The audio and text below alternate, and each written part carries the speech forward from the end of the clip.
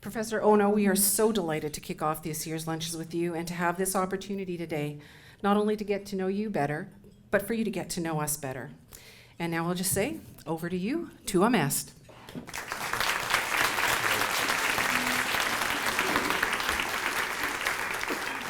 Thank you very much. I've been looking forward to this opportunity to have a dialogue with you for quite some time. I want to thank Lisa Castle for extending the invitation and for the organizers' outstanding series for reaching out to me so early in my tenure here. The message I'd like to give to each and every one of you is this remarkable ascent of this institution really is a result of your dedication and hard work.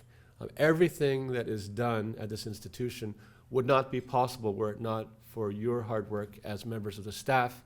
And I know that you, each and every one of you, plays a very important role in the everyday work, but overall ascension of this great institution in many different corners of this university. So I know this might be a little bit odd. I'm going to start the applause. Let's hear it for all of you for what you do for UBC.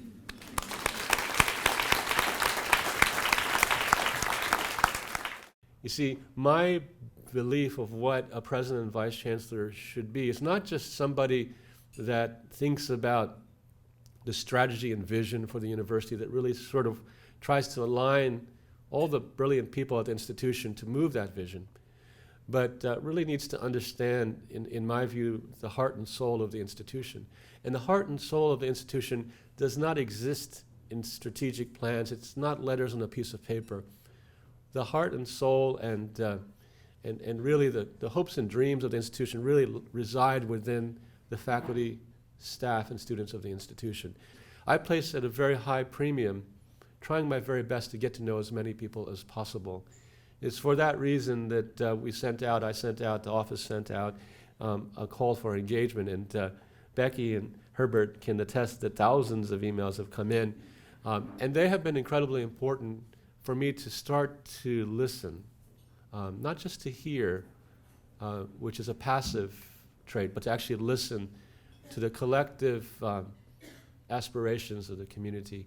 And so moving forward, I hope that I will develop the same kind of relationship with you that I enjoyed with the members of the University of Cincinnati community. I'm going to just wrap up before I open up to question and answer, just to give you a sort of an idea of the path forward. One of the most important things that we'll be doing together is to ideate together through a very transparent process about the next strategic plan of the university. Some of you may know that Stephen Toop really was with the UBC community the last author of the last and current strategic plan of the university, Place and Promise. And in my conversations with Stephen as well as Martha Piper, they said, and as well as the Board of Governors, they all agreed that the number one priority for this year would be to begin the process of ideating together and creating the next strategic plan. So you've probably heard from me, hopefully you read my emails, that we've started that process. It's something that will require tremendous heavy lifting because it's going to involve lots of face-to-face conversations such as this within the community as well as outside the community, where we actually start to put down first a framework and then a much more granular plan for the next several years for UBC to elevate the institution to even greater heights. I feel a tremendous responsibility because of what's happened here in the past 100 years to make sure that we can continue doing everything we can to polish this institution to becoming not only an excellent institution but also an eminent one.